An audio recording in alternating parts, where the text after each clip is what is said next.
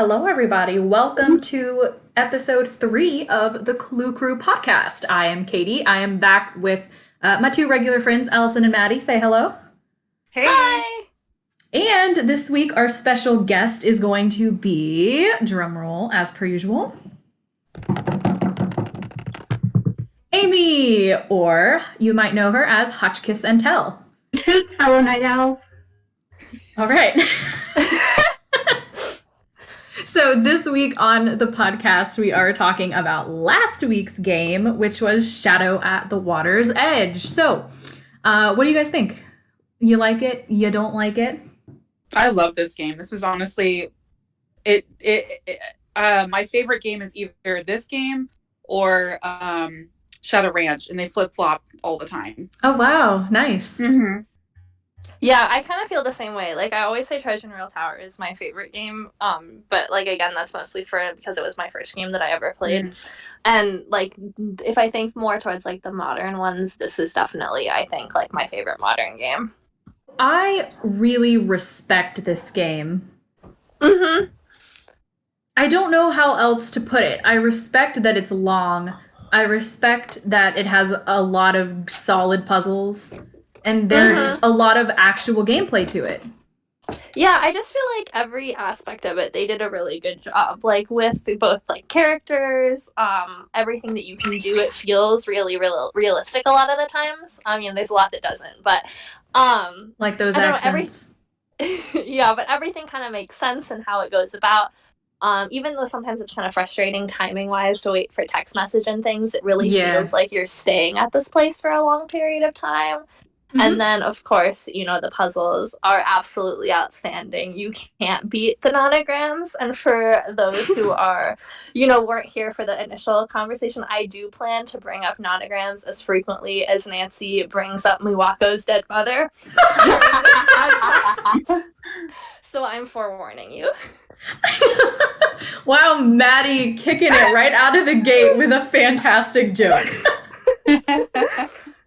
I applaud you. This came to me yesterday, and I was like, "Oh, I'm so ready." Yeah, man, that's a good one. As much as Nancy brings up Miwako's dead mother, which is a minority with this group. You can go ahead, Katie. Oh no, that's fine. I was just gonna laugh about how many times she brings up Miwako's dead mother. Yeah. I don't like this game very much, actually. It's I don't dislike it, I'll say that, but it's one I don't play very often because of the very math-centric puzzles most of the time. Like, the Sudoku is quite a running theme through a lot of it, as well as the nonograms. And which is weird because my little Tumblr icon and banner are from this game. Right. And I love the art style and how beautifully set and well rendered this game is.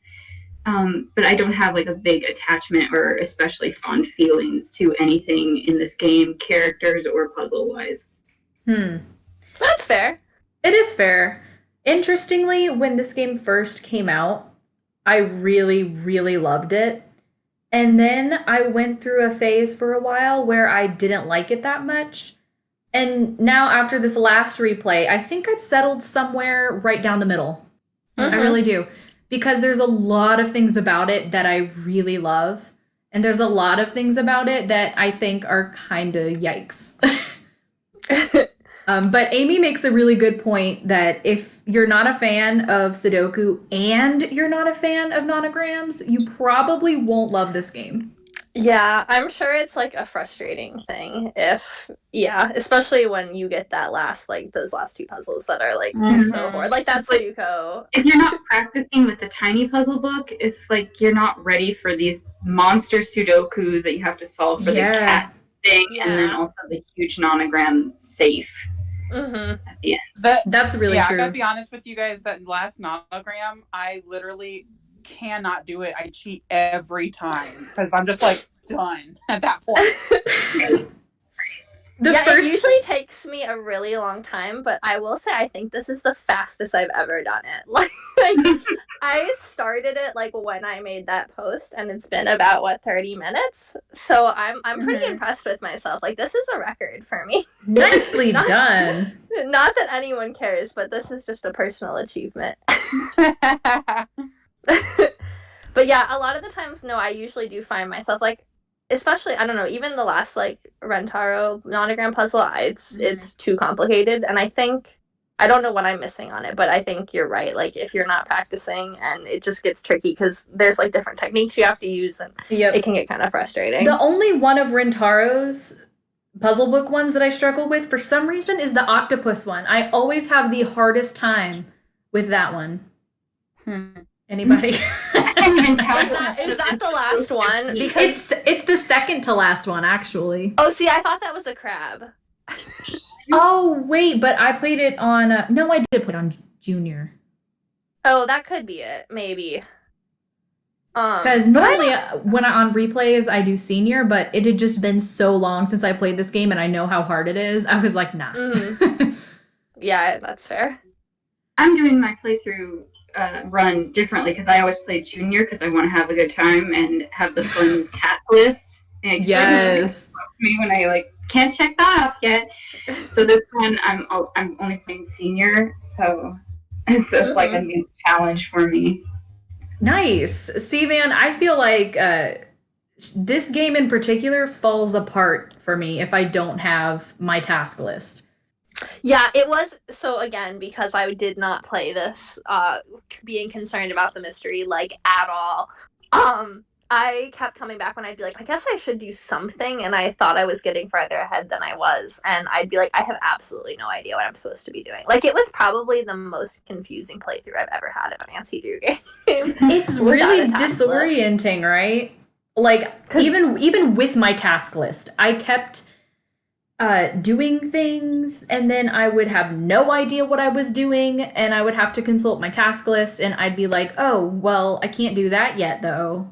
And then it would just be, like, I think you kind of briefly mentioned before, I was just waiting for an auto call or something.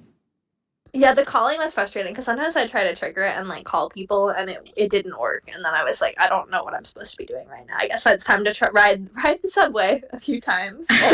More Nonograms. Play the Fashion Dolls game.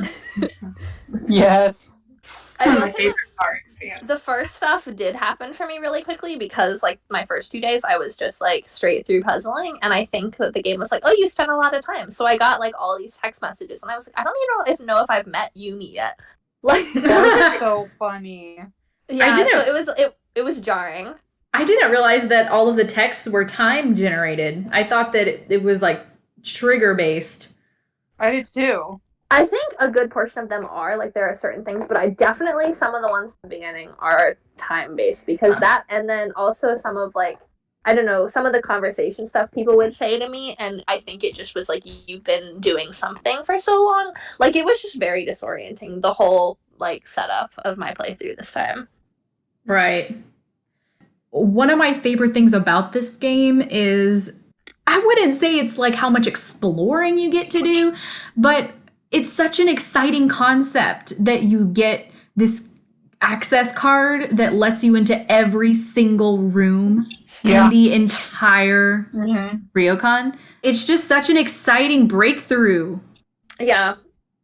Yeah, I will say, I feel like the exploring in this game is probably, like, one of the most expansive, which I really like. I mean, like, obviously there's not any other people you can interact with. Like, the expo is quote unquote busy. There's no one there. But it's still really cool to kind of see, like, it feels like you really are exploring. Like, you know, Waverly Academy we just played, like, also has a really good atmosphere, but it's a lot more small.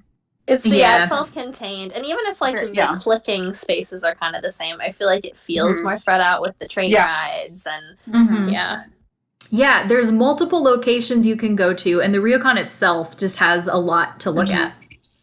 And let me tell you, we can't have this podcast without addressing the scene that gives everybody the most anxiety. I genuinely think that bit where you're locked in the room with the color puzzle with the ghost pounding on the door, that is the most anxiety-inducing cutscene or segment out of the entire series. Every time I play it, every single time, I'm like, wow! Like, every time. I was so ready for it, and I was like, it's gonna be fine, you just gotta get through this, it's gonna be fine. And, like, it still started off, and I was like, nope.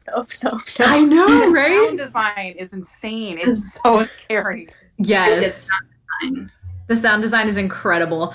And that also applies to the same thing when you're just shooting in between all of the rooms using that key card. Because you just hear all of these random, like, slam bang sounds. Like, you know, distant. Yeah. And it's so unsettling. Mm-hmm. It's definitely, like, on the scale of, like, haunted places you would want to hang out for fun and, like, actual murder locations. It's definitely up there as, like, this would be too scary for me. Like, I could buy it as one. I know we talked about this when we were talking about Moon Lake, and I still feel like Moon Lake is more of, like there's some kind of murdering happening out there, probably by Red Dot. This one I could still see as, like, a, you know, you could popularize it to tourists, but, like, I think it would still be too much for me. Like, I would agree. I agree with all the guests that came. They were like, actually too scary for me. Like, I think I cap off at the Haunted Mansion. Yeah. I think it's we don't get to talk to the other guests at all. Yeah. About what they experienced. Because in Icicle Creek, we got to call all the guests who had accidents. That's true. And then this one, like, even if we get into the hotel Ryocon computer, we can't look up any of the guest contact information. Like, describe what you saw, or what was that thing you said was left in your room. Yeah. Or even if, like, we just got to talk to someone on the way out or something. Mm-hmm. Oh, that was one thing. That Australian guy, I think it was the Australian guy, who was like, you know, that thing you left in our room. And then you talk to Rentaro about it, though, and he's just like, oh, yeah, it looked like somebody demolished the room. Like, he didn't mention... things. Yeah. Yeah. I mean, you know, he could also be covering his tracks. Mm-hmm. And just being like, I didn't see anything, and then, like, you know, disposed of whatever it was that was in the room. Hank of wet hair or something. Yeah. Something gross and nasty. Yeah, I think that would actually make a really cool, like, addition would be to, like you said, like, to call other guests that had experienced these things. I think that would have made it really interesting. Savannah's, like, the only one we get to talk to who actually stayed there before. Mm-hmm. And I know I could listen to that voice actress all day. Yes. This is going to sound really weird, but that's how I feel about Logan. I love that dude's voice. Though. I'm just so invested in Logan and Bess's relationship the whole time. Like, what happened? I know, right? He moved on to Sunny June, I guess. Yeah, apparently. I mean, who wouldn't? Oh, I know, Hurricane Sunny. I know how you feel. You know how I feel. Like, he gets to hang up on people, like, and doesn't face any repercussions from his boss about that. I mean, I don't know. I feel like if it's, like, your private number, like, you would only want professional people calling. Like, if you're a celebrity, even your phone number is guarded by someone. What was that? Is it on her business card, then? That's true. It falls apart when you look closely at it. Yeah. Savina's just super chill about him being rude to people. Like, yeah, whatever. You know, in regards to Logan's voice, I was actually thinking when I was playing the game, if, God forbid, this would never be acceptable, but if, for whatever reason, somebody other than Rob Jones had to voice Joe Hardy, I would want it to be that guy who did Logan. Yeah, I agree. There was something about the cadence to his voice that kind of reminded me of Joe, and I was like, okay, this would be a decent second option. What did you think about the music, since we're on sound topics? Yes. I think the music in this game is probably one of the best, and I think it has a good mixture of, like, some of the more upbeat, atmospheric ones, the one, like, I think it's called, like, pop. But, oh my god, the track Kasumi is excellent. It's so good. That one is, like, my favorite. Mm-hmm. I think that might be one of my favorite tracks, like, in general. It's so good. And because that one also kind of does that thing. It's not the main one. I saw somebody make a post about it. I don't remember who it was, but that one track that just keeps getting worse and worse and worse as it goes. Yeah. Oh my god. That's Kasumi. That's Kasumi. Yes. And I love that song. And that one kind of does that thing at the end where it's like the last few notes go off kilter. But the one that I was thinking of is that one that's like the like, you know? Well, sometimes don't they fade into each other occasionally? I feel like. I have no idea. I feel like they do because I always will be listening to like the first half of the Kasumi one and I'm like, oh, that's nice. And then like it just gets so intense and I'm like, what happened? It's very well long enough with the pretty Asian instrument section, I don't think. Because the first half I'm always like, oh, I could listen to this, and then it like slowly like descends into creepy horror, and I'm like, okay, time to mute. I know, and there's the one that sounds like glass shattering or something. It's all around a terrifying atmosphere. I know. It's definitely one of the most atmospheric soundtracks, I think. Like, just specifically talking about the music, it's really perfect. I could not imagine any better soundtracks for that game. And something else that I love, too, is being downtown, you know, and it's like, and you're just, like, jamming, and then you go to the Ryokan, it's just like,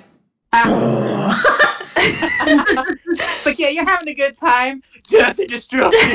I feel so attacked right now. When you get to Yumi's apartment that night that you're forced to spend, and you're always like, oh, it's so happy, and then all of a sudden it's like, no, this is horrifying. I know.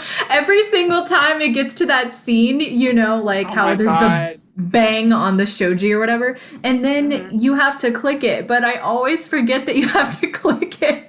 I did too. I was like, how do I make it stop? And so I just sit there. I sit there for like 10 seconds. I'm just like, why is nothing? I don't remember this lasting so long. On the note of atmosphere in this game, another thing I really love about this game is I like all the things that you can read. I think they do a really good job of like having a well-rounded atmosphere for the game because of the articles you can read. You know, like you have that, you know, book or whatever that has like kind of more of the like legends, and then, you know, Savannah Woodham's book as well. Now I can't think of anything else, but like newsletters and stuff. You know, like the rocks making you feel and the rocks too. The Dead Mom article. Yes. The one about the Yurei who got tossed down a well. Yes. Love that one. Okiko and the 9 Plates. Yeah, that was it. Which, again, you know, as far as the Yukon branding thing goes, you probably shouldn't be leaving those books sitting out in your lobby. You're like, come sit while we check you in. Read about this haunting. Yeah. They spend every single drop of their energy being like, oh no, it's not haunted. Don't worry about anything. And then they have a book about Yurei's, like, sitting in the lobby. Chilling out, yeah. Like, what? You're just perpetrating the rumors! She's stuck at the desk all day. By the time she's off, she has no interest in cleaning up the lobby. Dude, girl needs to get some sleep. Yeah, what the heck? You keep you working out like, what was it, 5 a.m. to 18-hour day that she's just standing behind that desk. Yeah. The real ghost haunting. How is Miwako still alive? Yeah. In reality, she's actually a robot. Rintaro was trying so hard to convince us that Miwako wasn't a robot, but you never know. Maybe she is his literal robotic muse. He gave it away. All coming together. Actually, this podcast is just unveiling the underlying mystery. I feel like that's 60% of the purpose of this podcast. What other mysteries could we solve? Yep. But I guess technically speaking, Rintaro's robotic muse is Miwako's dead mother. Makes me so sad because, you know, Wah-wah. Rentaro is so relatable to me I up until yeah, up until you're like, wow, this is really messed up. The more you like sit and think about it, like the more like especially when he's traumatizing Yumi, like who's Mhm. not even associated at all with the hotel. And he's like Yeah. coming by and rattling her windows at night. Why? What was the point of Mhm. that? I would love to Yeah. know. And also, and I don't know how canon this would be, but I made a post about it like last week about how in the promo material they had like that blog, like Yumi's blog, and even in the blog, like this had been going on for a while now. And so I'm like, yeah, you're right. Like, what the heck, man? She's not even associated. She wants nothing to do with the Ryukon, and you're still like terrorizing her. I mean, maybe Yeah. he was trying to get her to come back so that Miwako could leave. Mm. So he was That's like, if not she doing comes a very back. good job of doing that then. I know. Well, like, I mean, I guess if you do it from the perspective that they think that their mom is upset because she's not taking over the Ryukon. That would Yeah. make sense. Yeah, but who knows? Yeah, that's one of those character culprit reveals that just crush you. That was one of the most crushing to me. I was like, no, come on. And it was hard because I personally really love all the characters. I mean, Takai is okay, but she's whenever I have a conversation with her, I go get a snack. Do the same. Like I feel so annoyed by how slow her speech pattern is. But this latest playthrough, I really didn't mind it at all and sought out every convo opportunity with her. I don't know if she just grew on me like the Ryukon. I wish I felt that way. I love Karen plays Nancy Drew about that post about Takai, and like Nancy asked her, like, "Oh, do you like carrots?" And then Takai has she made up this whole rant for Takai. Yeah. So good. I remember that. No. But like, is she sort of a villain in her own way with like trying to control her daughters and her granddaughters too? Yeah, it's interesting. Also, side note, because again, as I was just rushing through these last things, they mentioned like the other daughter who left, but then she doesn't have a daughter. Is that Marianne? Is that who we're supposed to think? Like, I've never thought of that. Pen pal. Yeah, but so she mentions like my other daughter, right? And then Nancy says, "So Kasumi had a sister," and she goes, "No." So I'm like, I that confused me. Like, I still don't really understand what that was about. And I never actually made that connection before, but it is possible. She like call her the pen pal, like that's pen pal of hers because she like disowned the other daughter. It's possible, right? I mean, we know that Marianne lives in the United States, and didn't Takai say that her other daughter moved to the United States and never calls and never showed up for the funeral? Yeah. Oh wow, I never made that connection at all.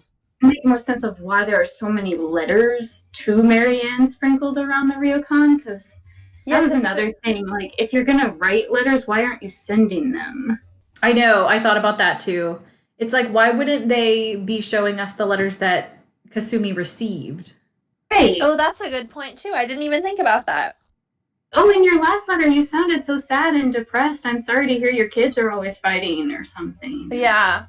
Maybe she wasn't like she couldn't. Like, that was part of it. So, like, if they're not, you know, associating with each other because of Kasumi, or not Kasumi, now I'm blanking on her name. Grandma. Takai. And, like, it's so under restrictions. I mean, depending on how, you know, strictly Takai is running the household. Now I'm bothered trying to remember whether it was the United States that Takai said her not daughter moved to, because I thought maybe it was like Australia or something random like that. No, it was definitely America was the A in that. Granted, Marianne is a very like American name. It is. Well, she could have changed it. Yeah, that too.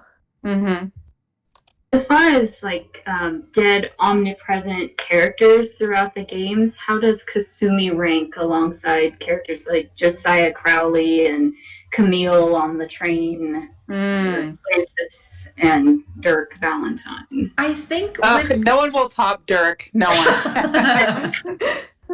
I think Kasumi for me is less exciting than some, less intriguing than others.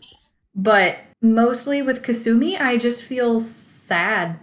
Yeah. Yeah, that's how I feel about it too. Like, I don't think there's not really much intriguing information about her because we don't really get anything. I feel like a lot, other than the fact that she liked people who asked questions. Clearly, had great taste in puzzles. But yeah, aside from that, it's just more sad because you see more of the effects of her rather than anything else. Yeah. Now, if you guys... No, sorry, go ahead.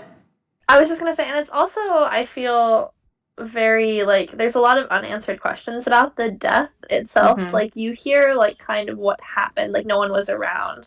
But the fact that she's, like, sensing all these weird things, like, it still feels like there's something else happening, which is interesting as well. So, like, I know Rentaro says, like, even the police aren't really sure what happened. Like, there's also sort of this other, like, overwhelming, like, ominous vibe surrounding that on top of everything else, too. There absolutely is. And that's actually a perfect lead-in to what I was going to say anyway. Good. Yeah, it really is. It's, like, perfect. I was going to say, hey, you guys, I just want to put out a warning that we're about to discuss some sensitive topics, so please keep that in mind if you would like to go ahead and skip to the part where we start talking about funny things again. Let's go ahead and skip to the timestamp mentioned right here on screen.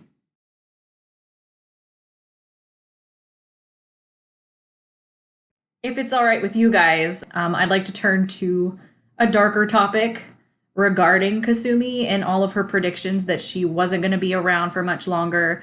We know from her letters that she had depression. Do we think that there's a possible suicide going on? Or was it just a tragic accident? I mean, I think that it definitely kind of implies that could be a potential cause of death. Especially with there being a lead up, and being more of like an ominous, foreshadowing. And it's also, if you read it as something, because, in that case, the setting everything up and giving things away to, like, her daughters. And it seems like, especially, with this last note, it's like, it almost seems like the sibling thing is grating the most on her. And, like, kind of her family getting torn apart.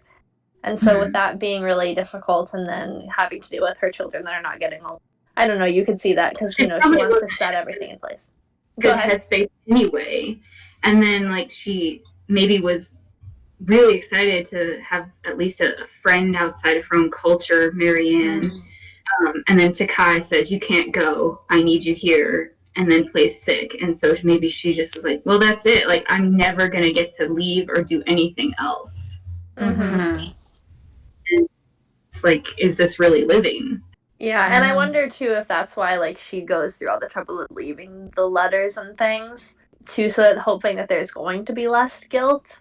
Granted, it doesn't work out too great, because even though she might have seen the final nonogram as a gift to her children, it's very convoluted.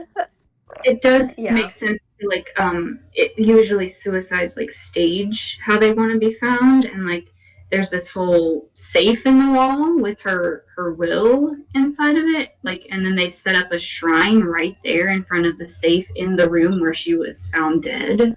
Yeah, she's already got a will. Sword, I was gonna say, the sword could also be very representational of, I forget what the word is, right? Oh, seppuku? Maybe where ritual suicide by sword, usually that's Japanese. Yeah, so that could definitely be kind of a subtle nod to that as well. I didn't even think about that, but you're absolutely right. Because it doesn't really make a whole lot of sense, kind of where it's positioned. Also, can we take a moment and discuss how, like, sadistic it is for Rentaro to exploit, like, his girlfriend's mother's death? Yeah, man. I don't care what your reasoning is, dude. That's messed up. Yeah. Especially, like, that she kind of was his mom, too. Yeah. Like, the way he talks about, like, this is your family, too. Especially for something so minor for leaving. Like, it's very a manipulative situation, and like you can tell, like there's also lots of like indicators about like the fact that the relationship is not a healthy one. Right. They're like yelling back and forth, and it's like this weird gift giving, and like his main move is giving gifts. Yeah, a lot of problematic aspects. Yeah. I just wonder why Milwaukee agreed to date him in the first place. Like, if he's always been there since they were kids, like. Yeah, and Takai even said that they've always butted heads like that. That's true. Mm-hmm. So why did they start dating in the first place? You know, I wonder if it's just one of those things is like he's there all the time, asking all the time, and like at some point, especially if you're working the desk job from 7 to 1 a.m. I don't know. I can see it as something like, okay, well, maybe he's right. Maybe I should try it when I'm hearing that every single minute of the day. That's from true. This person. I think it also kind of goes to show just how like alone Milwako is, because you know Yumi and her have always butted heads, and she already feels like she has this colossal responsibility, which isn't even her own. Which she probably feels kind of like guilty about taking on the responsibility because it's not her own. And then I could kind of see where she would, go to Rentaro, like, if he's always been there, I could kind of see how she could fall into that relationship and be like, what else is there? Which sucks. It does. Because, clearly it's displayed throughout the game that Rentaro is way more excited about Milwako than Milwako is about Rentaro. Although she definitely lies about the status of their relationship all the time. Like, couldn't be better. And like, I just saw you fighting. Yeah. I mean, that's her day to day too, though. The Ryukon isn't haunted. Everything's fine. Isn't that just super insulting? Somebody's like, I saw a creepy thing, and she's just like, no, you didn't. It's nothing. Yeah. Not great customer service. Like, it's terrible. I know she's tired because she doesn't get to sleep. But Takai, is this really who you want to be the face of the Ryukon? I mean, to be fair, Takai also acts the same way when you're in the same room and the shadow passes by. So maybe she's acting on Takai's orders. I'm just like, listen, you don't say that any of these things are happening. It's gaslighting the game.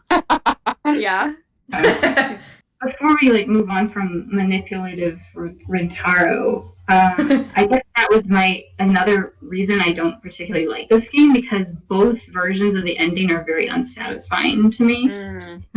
Because either Rentaro was eventually forgiven for manipulating his girlfriend for 4 years since the death happened, or he gets to leave and get off scot-free for psychologically tormenting countless people who have stayed at the Ryukon, and the extensive property damage, like the mirror, and possible blackmail for saying I know your secret, Yumi, and then trying to kill Nancy. So that's both true. of those are terrible outcomes for me. Yeah. I agree. She should have sued him. I know. Sue. Yeah, I will say that from perspective, they might also, because Nancy's the one that goes to Miwako and explains the situation, so it could also be read as someone who has done with this chapter of their life and doesn't want to go through the lengthy trial process. And again, I know it would be in Japan, but a lot of people in these kind of cases, that is something that you're I don't think I can emotionally put myself through that anymore, as well. And so you're listen, I'd rather just be done with you, get out of my life. Yeah. It's still unsatisfactory, but the fact it doesn't make any reparations to the family, even if they don't have legal consequences. Yeah, no, I get what you're saying. Yeah. And maybe that's better, but it didn't feel that way in the narration. It definitely feels like, he's gone, we saved the day, and you're did you though? There's a lot still wrong. And again, I guess he is kind of you've known this person literally since you were kids, so he's practically your brother.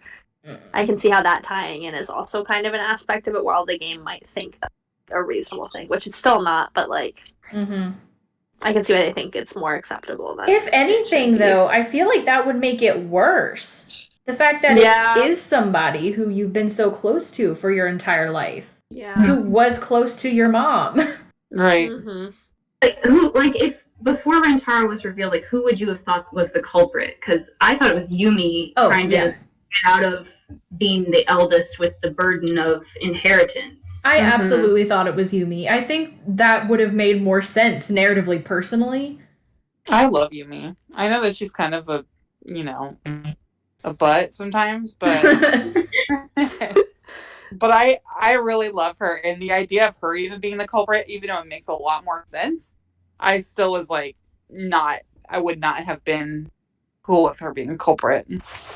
I think it would make her too bratty. Like, it would actually, like, enforce Miwako's, like, belief that she's so selfish, where clearly she was like, listen, like, I need to get out of here. And Miwako being more focused on the family aspect of it. But yeah, Yumi is great. There's so much personality in the voice acting, and it's just adorable. It is a little weird to be instant best friends with a stranger. Take my house key. But I love her energy. Like, I would hang out with Yumi. I'm disappointed that we didn't get to experience more nightlife and cultural history of Japan in the game. I know the ryokon's supposed to distill our glimpse into the traditional Japanese arts, but it's like you see all these photos of Bess and George having a good time with Yumi, and it feels like we're kind of left out of all that. No, I agree. It kind of, like, it's definitely a different vibe of vacation that you both are experiencing. And then you get the photo at the end where Nancy is in it and she's bald.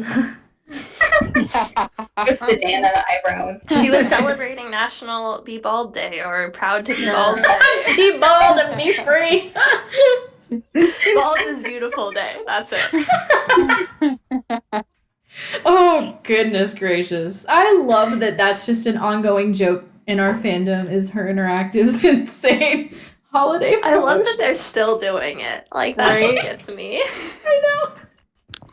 Damn, it's just holidays, not even sales. I know, right? Like, hey, let's acknowledge this game. Okay, bye. On this day, You know what's perfect for this holiday? This game. Bye, everybody. They're just trying to make us forget mid. Oh, so sad. I mean, there's no way that they're not aware about all of the jokes and the mockery from the fandom with this marketing strategy, right? Well, when you're a company of like 2 people, what else can you do? Right. In a trench coat, back together.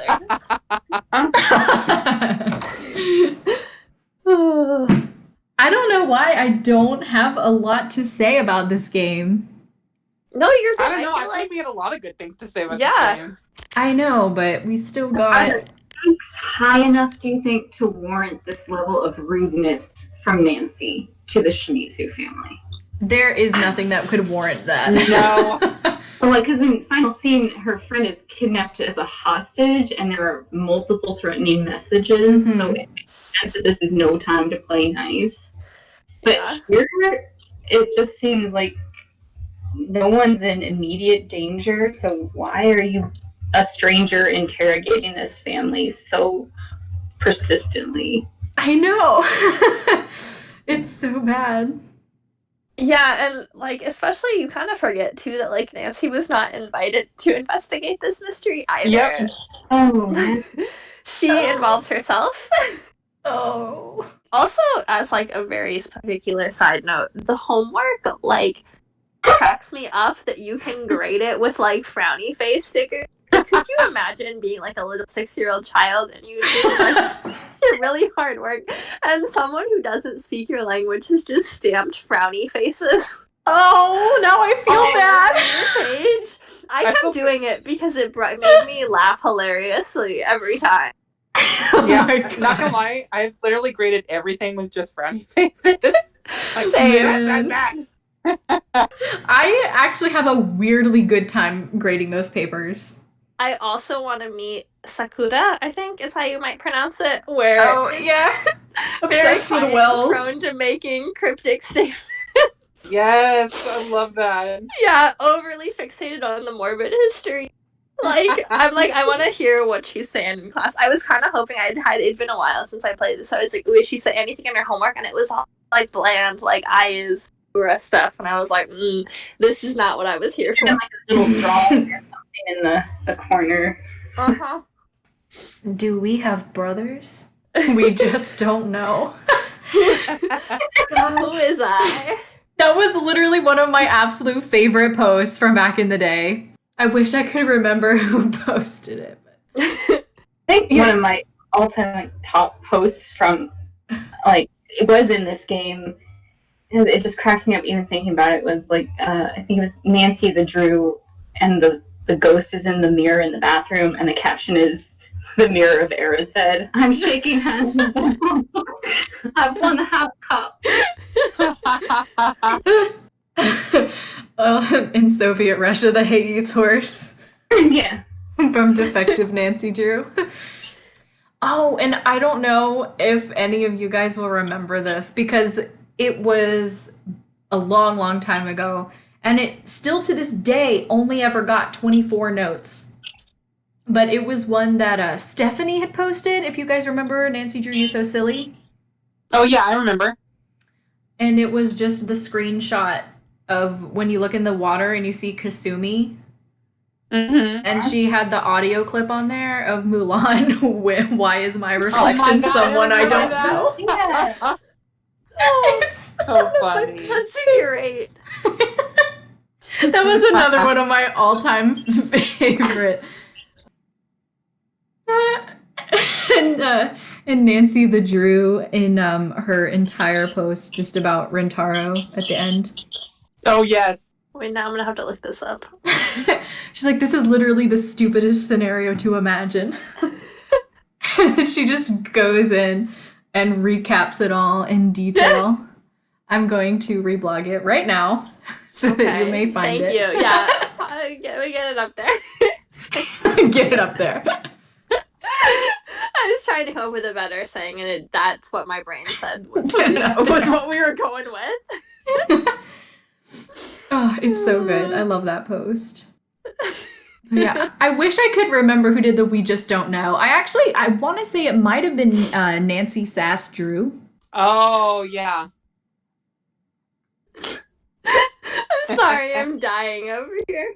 What, the Rintaro post? Yeah. Like, I just, the idea of him, like, being like, okay, she's talking to herself, well, let's leave. Nancy just dumping out her purse on the table. Her bag with all of her arcade winnings. Picks up Yumi's apartment key and says, "That's not it. That won't help me stop Rintaro." Oh. He used the marbles from the pachinko parlor and made him slip. See, that would have been better. Yeah, this is true. Yeah, that would have been good. That would have been good. I was so disappointed by the fact that, like, I kept trying to buy things at the pachinko parlor and they were not actually phone charms. And then I felt caught. Yeah. Oh. Like keychains that you put in the basket. Yeah. Yeah, and I'm like, I thought this cute little flower was charm. It probably means a keychain that I can't look at. And I spent however many hours to get those thousands of... Wait. Gumbo marbles or whatever they are. Yeah. I'm reblogging another good one. Okay. It was, Tumblr user Eustacia Andropov with the banner in her room. Yeah, and how it looks so nice and neat. Yeah. Which, yeah, that was another one. I was like, oh my gosh, just let me have it. Just tell me it's good enough. Like, I know, keep dude. writing this. I always have to do that at least twice. When I played it, like, as a kid, like, I could not get it. Like, Mm-hmm. the problem was for me, like, I was lifting the brush too soon or something. Mm-hmm. That, like having to talk to Savannah? I do, but it is a little much for how much we have to talk to her. I guess. There is a lot of dialogue with Savannah. I honestly forgot how much you use the phone in this game. Yeah. Mm-hmm. Yeah, the one thing that irritated me about Savannah was, like, how many times you have to call her about the hotel visit, because you can't just do it once and get all the information. You have to hang up and then call again and be like, can you tell me anything else?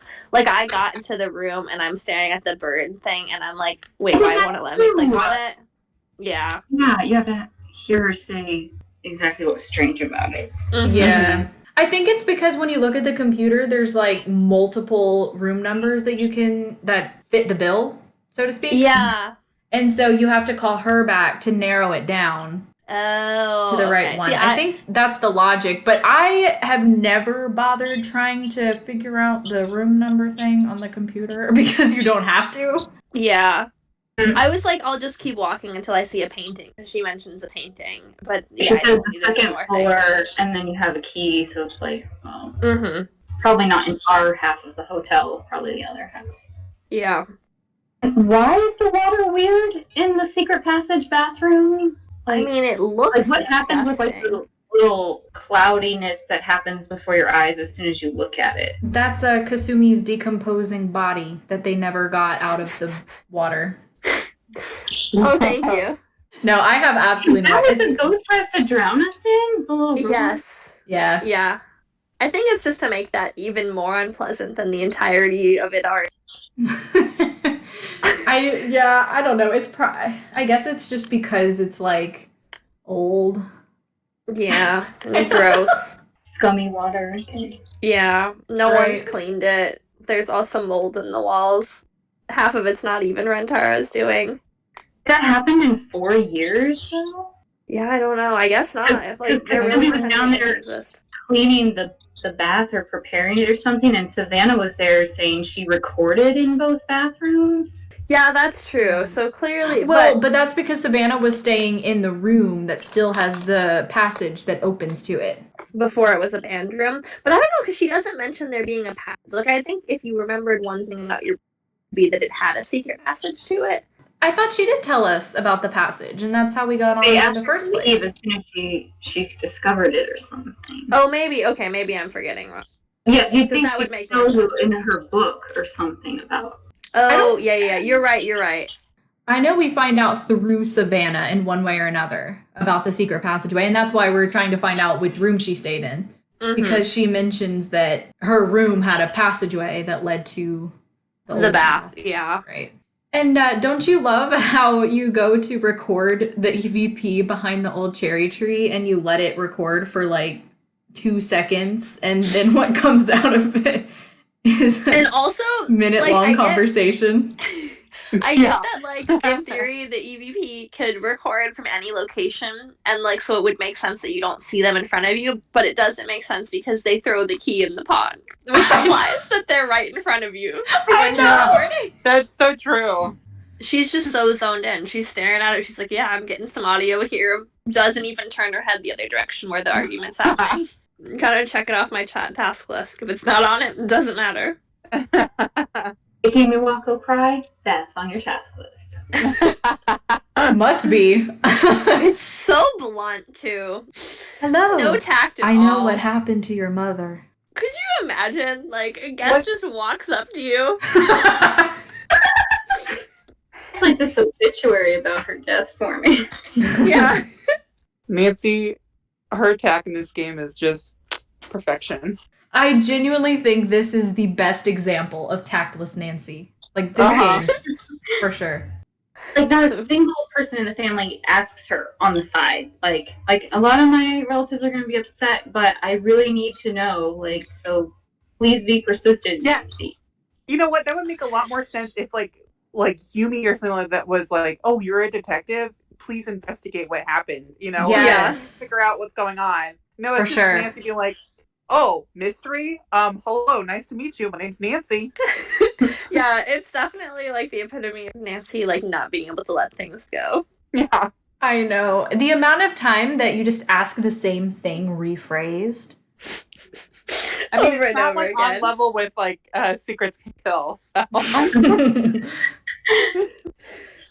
Puzzles, aside from Nonograms, people, like the puzzle box or the safe with the key cards or bento making. Okay, I want to say I think that the keycard safe is a terrible idea. That is like the least secure way to lock something. Yeah, that's true. Like, literally anybody can just walk up and solve that puzzle, and they have access to all of your room keys. The key cards weren't even in the puzzle box, like as an extra safety measure. They're just lying right there. I know. Yeah. Well, I guess when there's someone manning the station for 18 hours a day, that's pretty much a threat. It's all a hazard of her job. The fact that they won't hire other employees. Robot cat with guarding the password to your hotel computer. It's like, what if you just pick it up and throw it across the room? I also love that. I'm glad you're not the other one, because I was like, listen, I don't think this cat's really gonna like take me out by the time I've like chucked it on the ground. Maybe like once we could get into Rentaro's shed the first time I played it, like we could find a tool like to just turn it off or something. Yeah. I mean, or just leave it there. Throw it in the water, the river thing. You should go Miwako, I swear. Yeah, exactly. You could pin it on somebody else. All other characters are still in the hotel. Like, yeah, it was one of the other guests. It was Simone. Right. I love how Nancy's so particular about opening the password envelope without like leaving any traces, but then she carries it with her everywhere. Yeah! That's so true. Like, if you're not gonna put it back anyway, I'll hold it in front of them. Yeah, the whole time that I had to steal, because I kept having to change the time and I'd forget, and then I thought I had to go in because I didn't have the key yet to bring it to the rec room. And so I was like, I had to change the time, and then I went and Nancy said, can't steal it now. And I'm like, oh, gotta go change the time again. And so I just feel like I was jumping through so many hoops to get this envelope opened. And then afterwards, I was like, wait a minute. Wait. That is exactly how I felt doing the envelope thing as well. I had to keep switching the days. Because I did stuff out of order. I forgot to do this before Takai left, you know. Oh, you know what really pissed me off was that I did the tea ceremony, right? And I was trying to do the envelope that night. But oh no. No, of course, you don't get access to the teapot until the next night. Oh, yes. So annoying. I was so mad. I was like, I plotted out my whole timeline. And you're like, oh, I gotta sleep one more time. Yes, make Nancy waste another day. I don't know. I don't know why I am that way. I don't know why it bothers me so much. But another thing with the opening the envelope, I did not make this connection until this last playthrough. But I had always thought it was odd and like kind of out of place that both Miwako and Rintaro keep emphasizing, like, you know, you're like, oh, I ripped the shoji in my room, and they're like, oh, just a little steam to loosen the glue. Oh my gosh, I also did not put that together at all. Right? That was their subtle way of hinting at the player what they need to do. Oh my gosh, I was like, why do we go through all this drama with the screen ripping? Yes, I thought it was so out of place and random, but now it makes so much sense, right? Just a little steam and the glue. Oh, yeah, I see what you're saying. See, that one, I always just get irritated because I'm like, it didn't rip nicely down the sides. It ripped in the middle of the thing. So, like, you loosen the glue. I guess they mean loosen the glue paneling and replace the whole panel. But I always thought he was talking about, like, seaming it back together. And that makes no sense. To be fair, when it happened this time, and I forgot that they were supposed to be shadow puppets, I was like, is this, like, supposed to be Rentaro with a wig, like, walking by? Oh my gosh. Which is so disappointing that it's not his creepy puppet thing. Y'all, I'm going to make a manip. Yes. Oh, Lord. Does anyone like bento? I don't. Eating it or eating it? I love making bento. That's like I could do that for hours. I get get frustrated. To make bento. I'd much rather do a nonogram. Wink, wink. Same. Bento is my nonogram. I don't know why. It's the first few are fine, But once you get to the point where you have to do it before Yumi forces you to spend the night at her place. Yeah, no, I also was struggling. I was like, I feel like it's not that hard. Like, okay, sandwich, sandwich, sandwich. I'm like talking to myself through the pieces. Yeah. And I think I'm so hardwired for the nonogramming at this point, and then I'm like, what is this? Like eggs? Like that's not a number. Egg? All of the boxes get to hold something. What is this witchcraft? I know, right? But yeah, talking to yourself while you solve them, that's so true. I'm always just like, okay, egg, sandwich, no bunny can't go there, so it has to be a bear. If I have 2 eggs, I can't have a sandwich. Like, what is this diet there? All right. I guess we can call it here pretty soon. Let's reiterate our thoughts. Good written dialogue, except from the one that came from Nancy. Yep. Just reading the same questions. Insensitive questions. Mm-hmm. Sound design and music, we all like that. Yeah.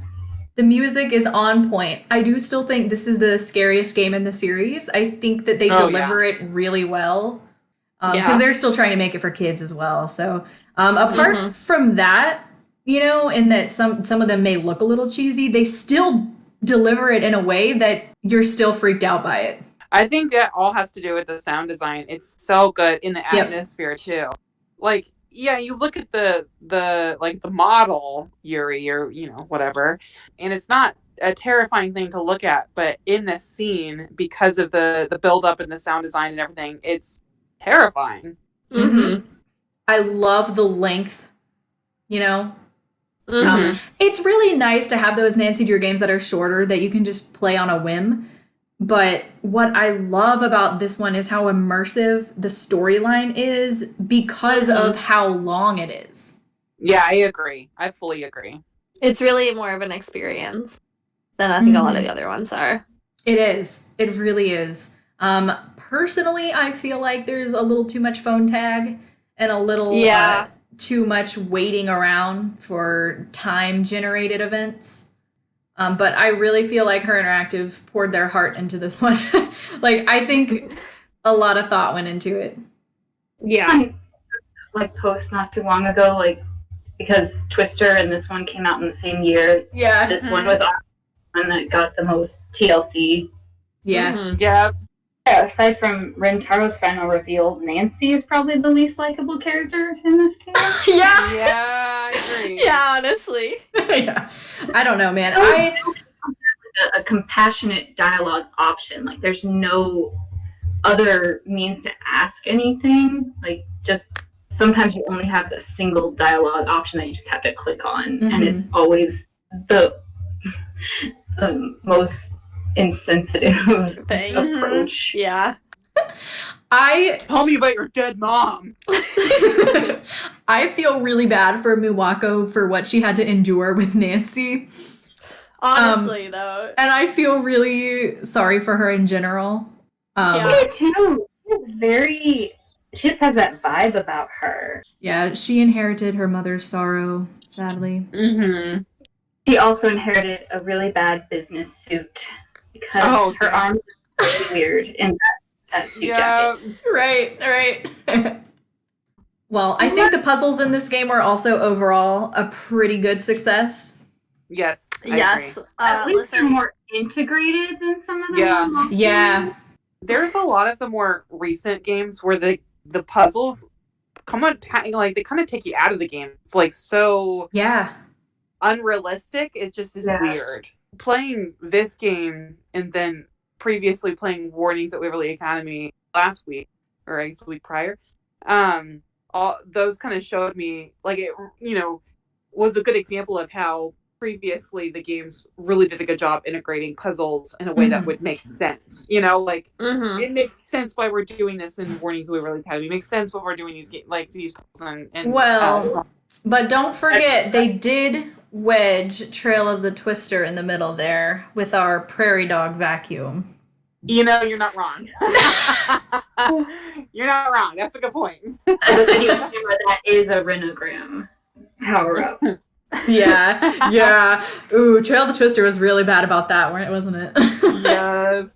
Well, that was the weird part because Trail of the Twister comes out before this one, so we've never seen Nonograms before, and like that was so confusing to me when I played it. And it's a Renogram that doesn't make any sense. Yeah. Maybe they were testing us. They were like, "Are they ready for something even better than this? Let's see how they react." Something even better than this. They were teasing Disagree. us. No, you're wrong. Also, because I did finish the final nonogram before this podcast started, I'm officially saying Nancy drew on the case. I'm not apologizing. You're still wrong. I stand by it. Also, as a side note, one of the ones earlier I was going to respond with a gift to about someone being like, "Oh, I hate nonograms." It might have been you. Probably me. Yeah, and then I was like, "Oh, that seems kind of aggressive. I hope they know I'm just kidding." And then I saw a post about Nancy Drew like being peak sassy in Finn, and I was like, you know what? Time to live that Nancy life. And so I also changed my bio to read like, "In this house we love and support nonogram." I saw that. I saw that you added that actually. So it's given me lots of entertainment. I mean, if this is really the only discourse in this fandom, I think we're doing okay. Yeah, I know. And it's not legit. Listen, nonograms get better with age. I also hated them when I was young. Yeah, it was not fair. until I grew into the young woman that I am today that I acquired my taste for the best puzzles in the world. It's an Don't understand it. You one day you too will understand. One day you too. One day, hopefully. Would make the gameplay a little easier and you're the Yeah. Yeah, Maddie, aren't we the youngest? That's true. Yeah, that's true. Hey, come on, whippersnappers. Well, clearly then you're just shouting about the new and upcoming things that you just don't understand. You gotta get with the times. Well, on that note, we should probably call it. All right, let's say that was like the last thing on my list, I think, aside from like things we've mostly already talked about. All right, perfect. I really appreciate you guys having me on the show. I was excited all week to do this, as evidenced by typing out so many things I didn't want to forget to say. Oh, that's so sweet. Glad to have you. I know. Thank you for joining us, Amy. It was really fun having you. Thank you. It's so fun to like have something to do as a fandom again, especially after we were so disappointed with what we finally got after the long-awaited Midnight in Salem. Yeah. So it's like it's good to just look back at what we have and remember why we like it. I agree. It is super, super nice. Okay, well, I'm trying to think. The sparrow has flown away. And we're all free from the ghost. And free to chase storms next week. I know. Absolutely. And recklessly drive. All right. Well, once again, thank you guys so much for joining me this week. And I will thank you. Talk to you guys later. Don't let the turkeys get you down. Bye, you guys. Bye. Bye. How do I leave? No, I was so good at this part.